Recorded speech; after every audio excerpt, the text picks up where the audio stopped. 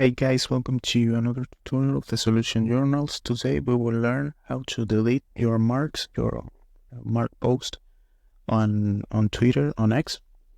And the first step is go to the application of X of Twitter. You need to enter in the app.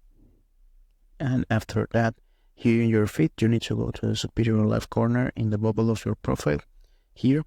And you got a bar of options like profile, premium, bookmarks, list, space, and monetization.